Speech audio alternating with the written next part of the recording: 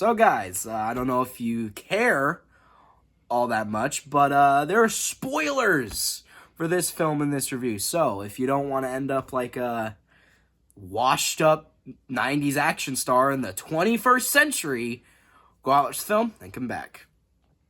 Which you probably shouldn't, but you have been warned.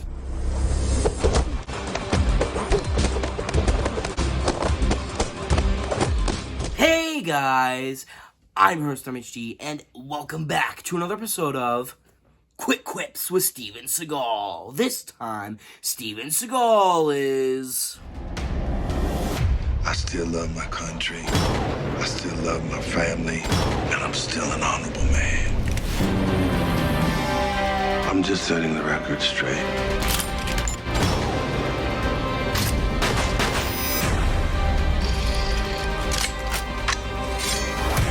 The only way to stop him is to become him. If I'm the bad guy, what does that make you? What took you, man? I was waiting for you. Code of Honor. This film was released in 2016. It's actually starring a washed up, semi-famous 90s actor named Craig Sheffer. I don't know how to say his name. This film is an action thriller, I guess, and in a twist, this is the second Steven Seagal movie I've ever seen where he dies. He actually dies. Now, this movie is terrible. And, of course, it's 2016, so he's barely in it. Of course, he's fat, Steven, so he's barely in it, and all the action is terrible. But even though he has, maybe 2, 3, 4 action scenes, maybe 4 at most that I can remember, he doesn't do a lot.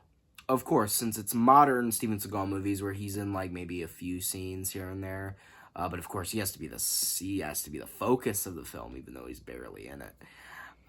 They have a bit of a pseudo Fight Club thing going on, not like the Fight Club, but the Tyler Durden second personality thing going on.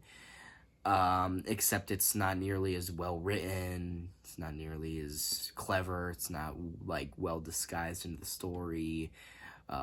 Like the original Fight Club. It's not woven into it very well.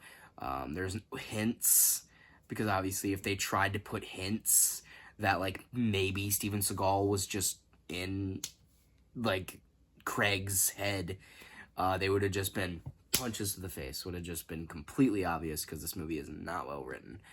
And it's just weird, because the idea of it is kind of interesting. I do like the idea of, there's this vigilante going around killing a bunch of bad guys, but he's also a bit of a terrorist, planting bombs and killing innocent people, saying he's doing the right thing, but he's more of a bad guy than anything else.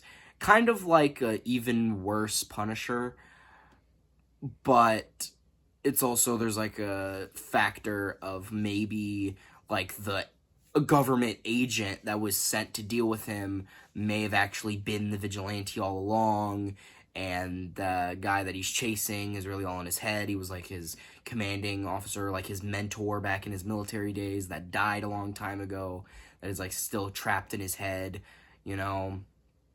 kind of that deal. I like that idea, but this movie doesn't do a lot with that. Right? And then it's revealed at the end of the movie that that's not even what the movie's about. Steven Seagal was real the whole time. And I guess maybe Craig's character is just crazy? I don't know. Maybe. I don't know. It's up to interpretation. But, because that's what you want in a fucking Steven Seagal movie. You want it to be a deep think piece. You want to think about it. It's just such a high it's just such high pieces of art that you really need to watch it and pay attention, because that's really what matters. And especially even when the movie knows when the movie's getting boring, you know what's going to do?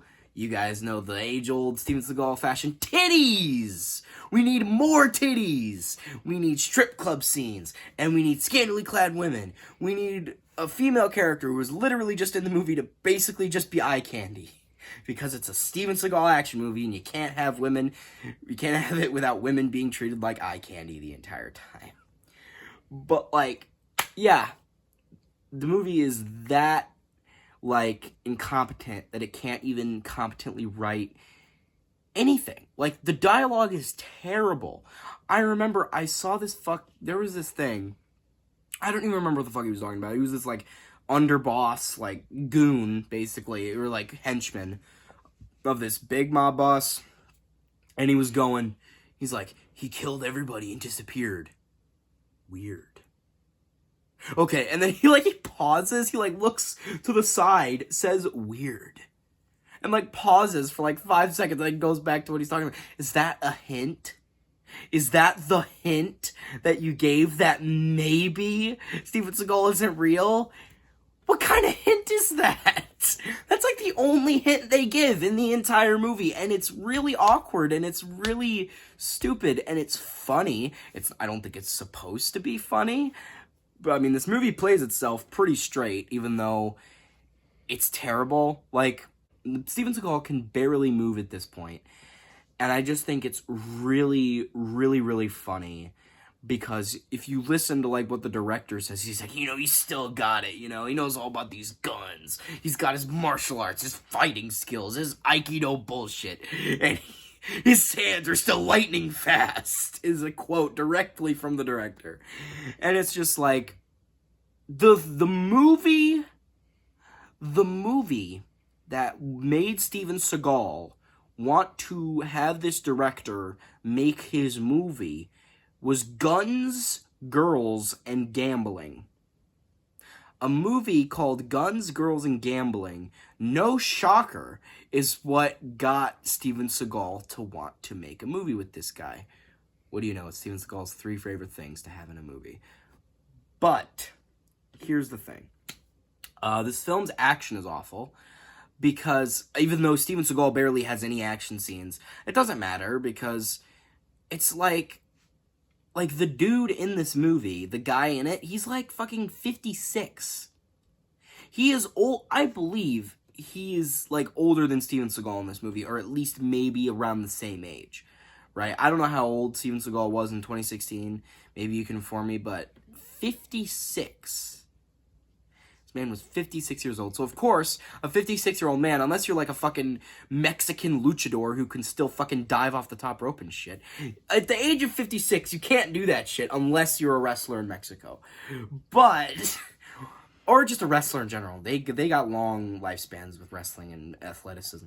But, anyway, he obviously can't do a lot because he's old. And the other guys, they're doing their best, I guess. But again, it's just terrible because the effects, there's like, I think maybe 1 or 2 instances where they actually use practical blood, and they're completely redundant. Like, they could have just used CGI blood at that point, because they use it through the entire movie, and it looks terrible, mind you. But what are you gonna do? I don't know, honestly. I really don't know. It's just confusing to me, Like, there's a scene at the beginning of the movie, the cold open, I guess, where Steven Seagal, like, snipes all these gang members and he kills them, right? Like, he's just shooting his sniper rifle and he's just going... Like, there's no recoil whatsoever, so it just looks ridiculous. Like, those, like, parody, like, those videos of people parodying action movies where they literally just have a gun and it goes bang, and there's no recoil whatsoever? That's what this movie is like. The most recoil you're gonna get in this film is... That's all you're gonna get. That's the most you're gonna get. And I just think it's funny, because then he has, like, an assault rifle in the same scene, and he just goes... Like, he's just, like, moving from left to right like he's a fucking cashier at a restaurant. A restaurant? I don't know what I'm saying. I'm just rambling. I don't know. And, yeah, as I said before, the concept is interesting, right? It's an interesting concept. But, again, the movie is badly written and is badly directed. So, yeah, not great. And the action is terrible, and the writing is terrible, and the dialogue is terrible, and the directing is terrible, and the music is terrible, and everything's terrible. Life is terrible. I don't know anymore. I should have thought about doing this series. Like, I should have really, like, looked at myself and, like, do you want to do this? Is this really gonna be the series that you want to do? Yeah, sure. Why not? This is great. There's a reason I avoided doing this for 2 months, by the way. This is why. This is why. This right here is why I avoided doing this for two straight months. And I was happy. I was happy then. You know, I was having a grand old time. I was watching good movies. I don't know. Let's wrap it up. So, would I recommend this movie? What the fuck do you think of me just, like, saying that this movie is not good and it's bad and everything about it is bad? It has a decent concept, but it doesn't really, like, really get good with it. Like, it doesn't give it its full potential. No, I do not recommend this movie. If you're a diehard Steven Seagal fan, Craig Schieffer fan, if you're a diehard fan of both of those guys, maybe you could get some enjoyment out of it. But I've never met a diehard Steven Seagal fan in my life, and I definitely haven't met a Craig Schieffer hardcore fan. But if you're a hardcore fan of both of them, you are the first person on the planet to be a hardcore fan of both of them, and I recommend this movie to you. But with that being said, let's give it the 3 ratings. Now, real movie rating. I'd give this like a 3. Very bad movie on real movie scale. Ironic enjoyment. I mean, yeah, you can get a little bit of ironic enjoyment from, like, the bad dialogue, the weird directing, the weird writing, the weird acting, the bad special effects. Sometimes the action scenes can be funny because of how bad they are. But I would say there are some more Steven Seagal movies you could get ironic enjoyment out of. So I'd say maybe like a 6 on the enjoyment scale. On a Steven Seagal scale, I've seen worse. Absolutely, I've seen worse, but I've definitely seen better. So probably like a 5. It's just average. It's on Steven Seagal levels. It's definitely not the worst I've ever seen. Doesn't make me want to harm myself, but it definitely does not make me want to go live in a sunny meadow. So, let's do that again. So, real movie rating 3, ironic 6, and Steven Seagal rating 5. And, yeah, I think I've said what I say. I think I've said my piece. So, guys, hope you like this video. Share your friends, subscribe, turn notifications on, comment below if you liked it. And I'm Tim HD, and this has been Quick Quips with Steven Seagal. So, like, why... I know I ask this question every time, but why did I do this? I have so much more movies to watch at this point, and it's like, it's tiring. Hey guys, should I continue this series, by the way? I mean, I'm just saying, I mean, the views are nice. You guys seem to like this series. Or if you're a new viewer, hello. Are you gonna come back? Maybe not. Subscribe, maybe, please. I don't know. Should I? I mean, I'll continue doing this series, probably, but... do you guys like this series? Because if you keep watching it, I'll keep making it. But if you don't, I'll probably still make it, to be honest.